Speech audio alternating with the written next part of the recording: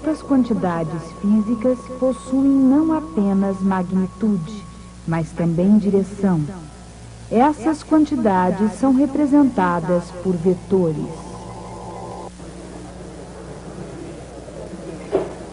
Algumas coisas são estritamente uma questão de ponto de vista. Por exemplo, Copérnico disse que todos sempre contemplavam o universo do ponto de vista da Terra. O que aconteceria se utilizássemos o ponto de vista do Sol? Um dos resultados imediatos seria que ficaríamos muito bronzeados. Obviamente, o seu ponto de vista não deve ser menosprezado.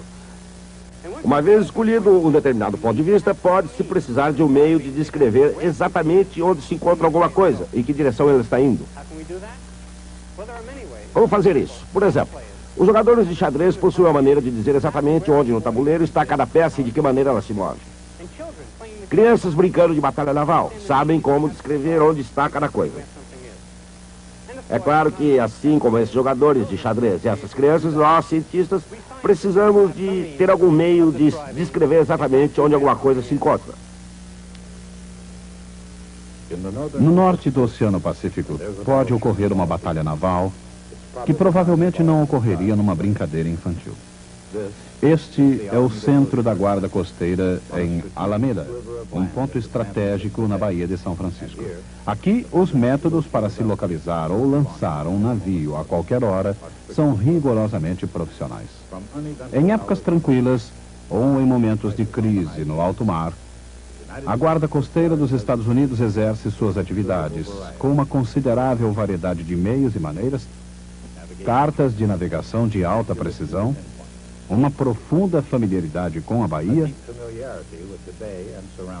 e as águas circundantes, sistemas eletrônicos requintados, dispositivos de rastreamento muito eficazes e um pessoal de terra de nível excepcional. Esses são os recursos da Guarda Costeira dos Estados Unidos. E longe da vista, mas não da mente, junto com sua poderosa equação de talento, treinamento e tecnologia, existem as ferramentas da matemática vetorial. Uma entidade que possui tanto magnitude quanto direção é um vetor representado por uma seta. A direção da seta é a direção da entidade, enquanto que seu comprimento indica sua magnitude. Deslocamento, velocidade e aceleração são vetores. Os vetores são escritos em negrito. Entidades simples como tempo e massa são escalares. Nas equações, os escalares são escritos em itálico. A magnitude de um vetor é também um escalar, a mesma letra, mas em itálico. Com os vetores, até mesmo as operações matemáticas mais comuns adquirem um significado inteiramente novo. Por exemplo, quando dois vetores são somados, o resultado não é simplesmente um número, é um novo vetor. Os vetores também podem ser subtraídos uns dos outros, e o resultado é um novo vetor. Naturalmente, quer utilizem ou não métodos científicos clássicos, os instrumentos da Guarda Costeira são moderníssimos e sempre alertas. Um oficial recebe um sinal de socorro. Ele está preparado para qualquer eventualidade que possa aparecer. No desempenho do dever, a Guarda Costeira salva toda e qualquer criatura no mar. A Guarda Costeira salva até mesmo aqueles que ficariam melhor em terra firme. Uma tripulação de marinheiros domingueiros no iate Irish Coffee. Parece que eles se desviaram do rumo para uma posição completamente desconhecida. Também totalmente desconhecida é a maneira pela qual o comandante e a tripulação arranjaram esse problema. De qualquer maneira, a Guarda Costeira utiliza seus próprios recursos.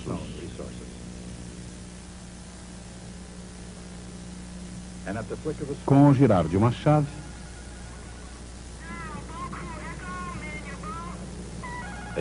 lá vão eles à ação.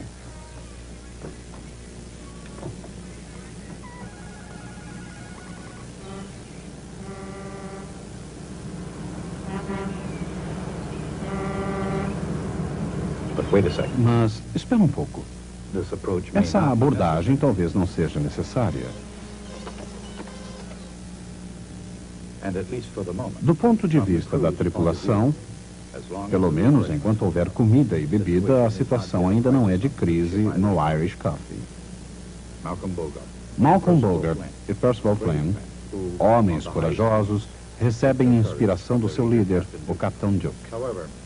Quer o perigo seja imediato ou potencial, a guarda costeira não brinca em serviço.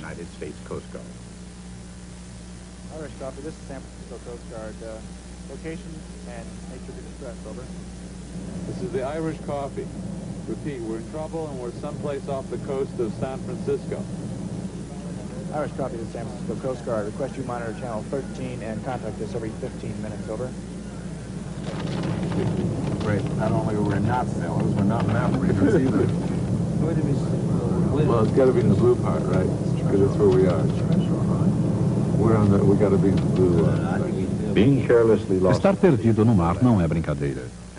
E um convidado desinformado pode tornar a situação no mínimo perigosa. Especialmente quando essas coordenadas estão no mapa rodoviário de São Francisco. De qualquer maneira, podemos aprender algo aqui. Essas linhas formam uma rede retangular, ao menos tão retangular quanto a superfície esférica da Terra o permite. Qualquer ponto desse mapa pode ser localizado, determinando-se sua posição horizontal e vertical. Por exemplo, imaginemos algum local do mapa marcado com um ponto vermelho. Suponhamos que o ponto vermelho tenha a coordenada horizontal x de menos 150 quilômetros. E suponhamos que sua coordenada vertical, y, tenha menos 124 quilômetros. Quaisquer que sejam as distâncias na Terra, no mar ou no ar, um sistema de coordenadas é vital para qualquer mapa. Os mapas de ruas das grandes cidades geralmente utilizam quadriculados, como o mapa da cidade de Nova York.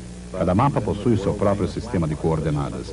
Mas até mesmo no caso de locais famosos como Central Park, Boston Common, ou a Casa Branca na Avenida Pensilvânia, os mapas podem confundir uma pessoa que não esteja familiarizada com um sistema retangular de coordenadas. Naturalmente, para o carteiro, o bombeiro, o entregador ou o motorista de táxi, esses quadriculados são simplesmente uma maneira de se ir de um lugar para outro. Mas para alguns, encontrar o seu caminho pelo mundo é um verdadeiro desafio. Um desafio semelhante ao enfrentado por homens que realmente compreenderam o significado da palavra coordenadas. Na história da matemática, René Descartes e Pierre de Fermat escreveram o primeiro capítulo sobre sistemas de coordenadas no século XVII. Esses sábios franceses desenvolveram um engenhoso esquema interrelacionado à geometria e à álgebra. Ao mesmo tempo, mas do outro lado do Canal da Mancha, John Wallis desenvolveu uma teoria que seguia uma linha semelhante. Embora Carl Friedrich Gauss tenha posteriormente inventado o termo, Wallis foi o primeiro a introduzir a ideia do número complexo. Em seu livro Álgebra, Wallis representou o número complexo A mais B, I, por exemplo, medindo a parte real A ao longo de um eixo horizontal e a parte imaginária, B, ao longo de um eixo vertical. Ainda hoje, os números num mapa quadriculado podem parecer complexos. Se nas ruas das cidades as pessoas podem sentir-se desorientadas, imaginem a dificuldade daqueles estranhos no mar.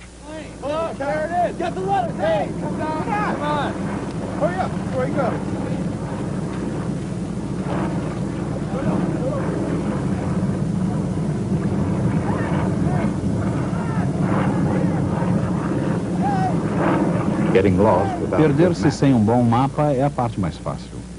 Ser encontrado sem um mapa exige um pouco mais de trabalho. Para encontrar uma embarcação perdida, a guarda costeira tem vários métodos de ação, inclusive a triangulação. Dois diferentes ângulos de recepção radiofônica são estabelecidos através do uso de antenas direcionais. Linhas retas são prolongadas até se interceptarem.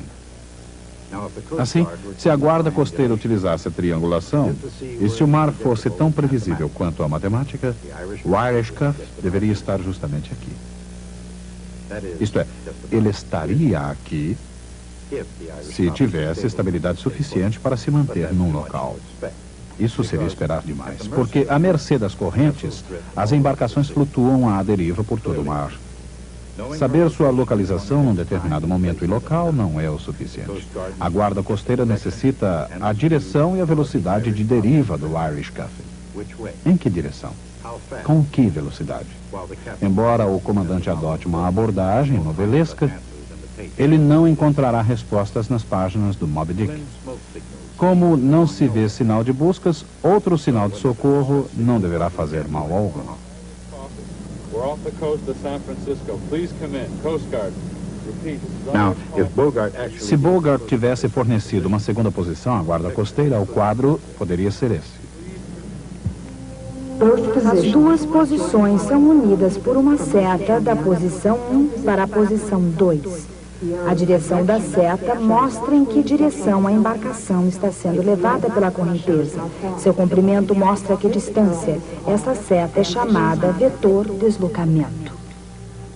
Com mais informações, a guarda costeira pode estimar a rota da embarcação à deriva, unindo a ponta de um com o final de outro vetor deslocamento, resultando uma soma de vetores. A velocidade de deriva pode ser calculada dividindo seus vetores pelo intervalo de tempo entre os sinais.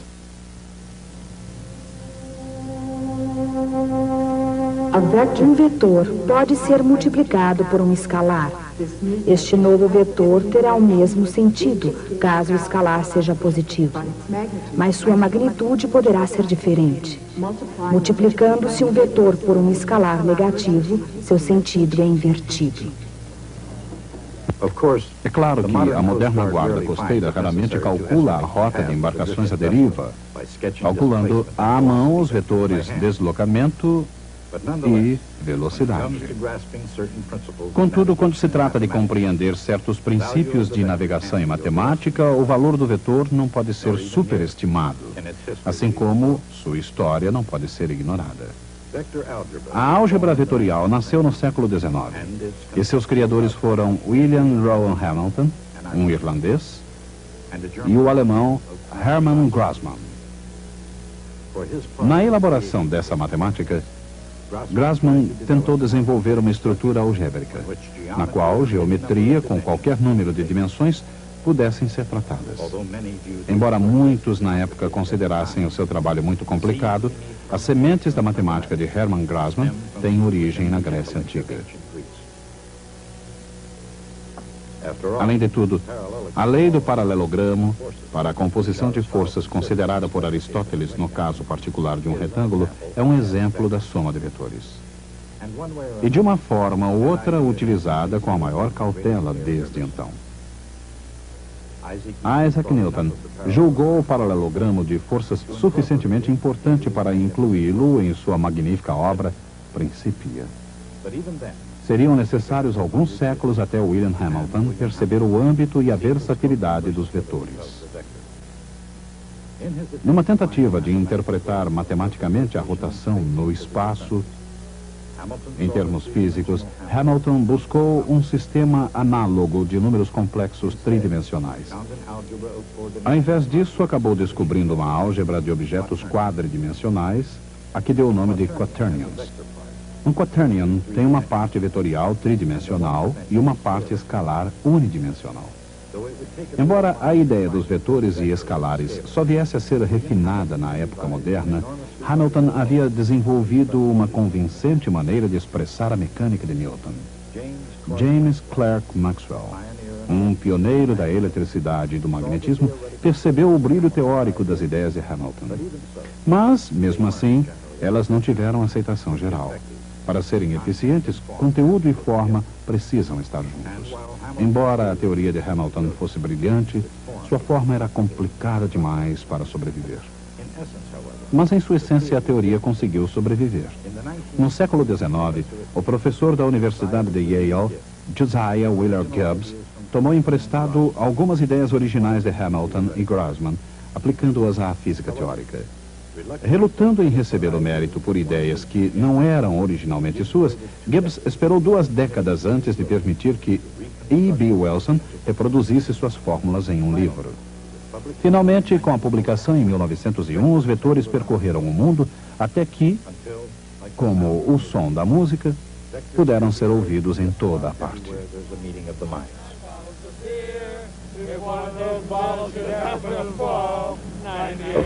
Naturalmente, a álgebra vetorial, como a notação musical, exige uma certa prática. Mesmo a bordo do Irish Cuff, um pouco de exercício não pode agravar muito a situação. De qualquer maneira, os vetores, ao contrário das letras de algumas canções, são muito versáteis. Um vetor pode ser multiplicado por outro vetor. O produto escalar de A e B é um escalar que mede a tendência dos 2 vetores de apontarem na mesma direção. A vezes B é igual ao comprimento de A vezes o comprimento de B, vezes o cosseno do ângulo entre eles. Quando A e B são perpendiculares entre si, seu produto escalar é 0. O produto escalar de um vetor por ele mesmo é o quadrado do seu comprimento.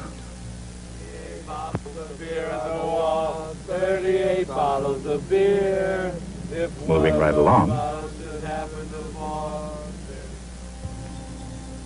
O produto vetorial de 2 vetores é um novo vetor, perpendicular ao plano dos 2 vetores originais. Seu comprimento é numericamente igual à área do paralelogramo formado pelos vetores originais.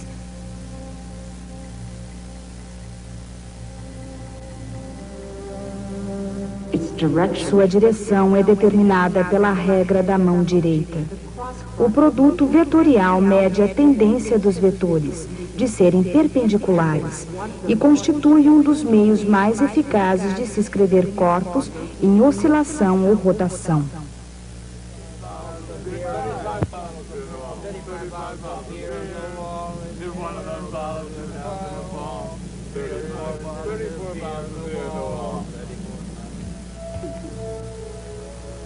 A álgebra vetorial utiliza 2 vetores unitários perpendiculares entre si, I e J.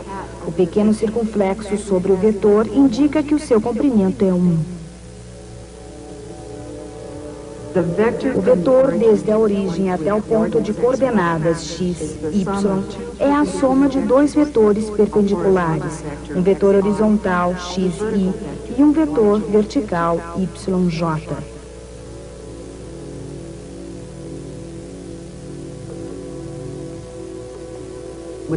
Com o auxílio de I e J, a soma e multiplicação de vetores podem ser realizadas através da álgebra comum.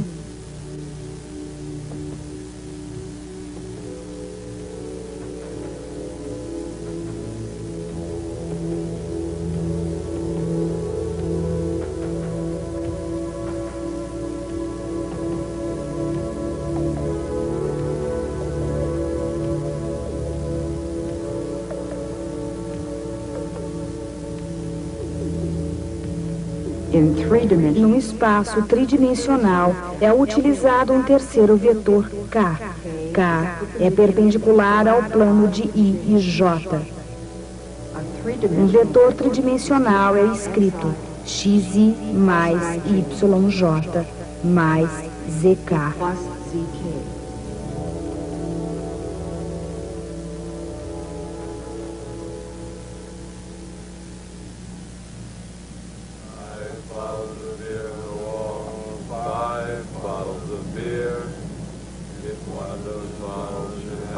Uma canção se propagando é uma coisa.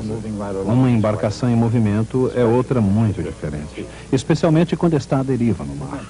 Lembre-se, antes do primeiro sinal de socorro, o vento estava calmo, o mar sereno, o dia perfeito para se divertir. Mas o tempo muda. E o Irish Cuff não está onde deveria, e também já não é o mesmo. No mar, o vento é uma força que não pode ser ignorada. Como a velocidade do vento tem magnitude e direção, isso significa que ela é uma quantidade vetorial. O mesmo acontece com a velocidade da corrente aquática. E agora, navegando à deriva, com vento e corrente fortes, sem saber para onde, pode ser perigoso.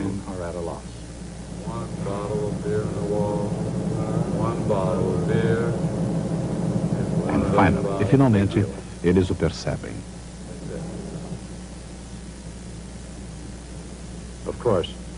É o fim. E é claro que se o comandante tivesse inclinações matemáticas, tentaria ajudar a guarda costeira.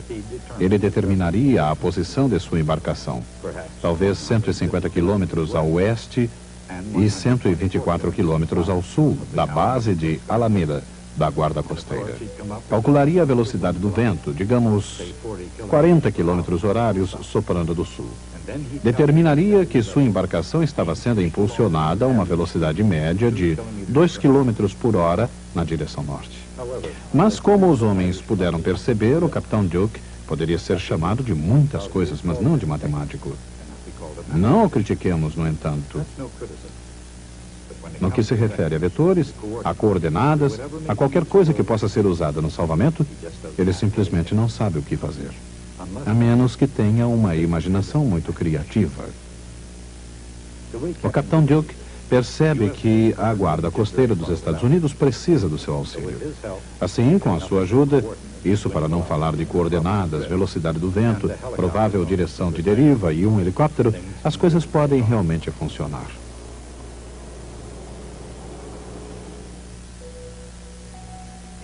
O capitão Duke acredita que o piloto tem combustível suficiente a uma velocidade máxima de 125 km por hora para permanecer no ar durante 4 horas. Isso significa aproximadamente 2 horas para ir, 2 para voltar e 250 km de raio de ação, não mais. Será que o helicóptero conseguirá chegar ao Irish Cuff?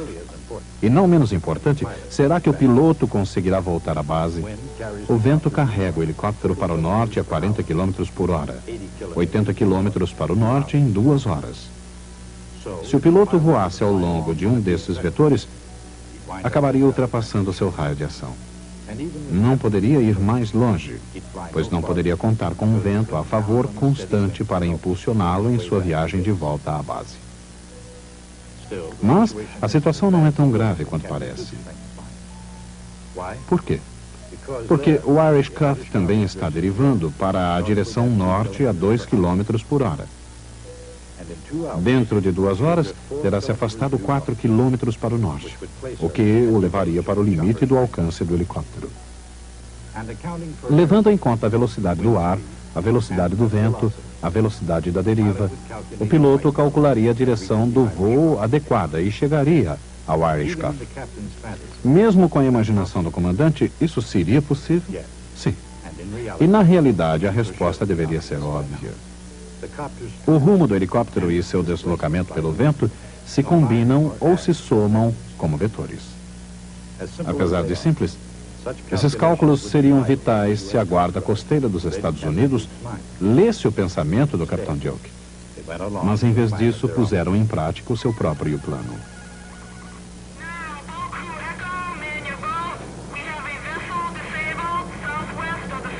O Irish Cuff está ao sul das Ilhas Farallon, próxima à Baía de São Francisco, a uma distância muito pequena. Assim, dentro de pouco tempo, o comandante e sua tripulação estarão salvos. Muito antes que se acabe seu estoque de comidas e bebidas, eles estarão em terra seca. E até que aprendam suas lições de navegação, sem mencionar cálculo vetorial, esse é exatamente o lugar em que devem ficar. Antes de Copérnico, o centro da Terra era o centro do universo. Aliás, no mundo aristotélico, a própria ideia de lugar não tinha significado, exceto quando se queria informar sua posição referida ao centro da Terra. Quando Copérnico entrou em ação, o que ele fez foi aplicar rotineiras operações matemáticas, escrevendo as equações das órbitas planetárias no diferente sistema de coordenadas. O mundo jamais seria o mesmo. Mas isto é uma afirmativa enganadora. Dá a impressão de que o importante é ter o sistema de coordenadas correto. A verdade é justamente o oposto. Todos os sistemas de coordenadas são bons. Copérnico diz que a origem deve estar no Sol. A guarda costeira diz que a origem deve estar em sua estação coordenadora. E ambos estão igualmente certos. Podemos dizer isso de maneira mais profunda. As leis da física são exatamente as mesmas em qualquer lugar. As leis de Newton funcionam tanto na nebulosa do Caranguejo quanto em Kansas City. E porque nós acreditamos nisso, precisamos de uma forma de expressar essas leis, que se aplicam da mesma forma em todos os sistemas de coordenadas. E essa maneira é através dos vetores. A ideia de um vetor é desconcertante, porque um vetor possui um tamanho e uma direção, mas não ocupa um lugar. Mas isso é exatamente o que precisamos para representar leis que são iguais em todos os lugares. Na próxima aula, analisaremos uma equação vetorial, que é o núcleo da compreensão do mundo.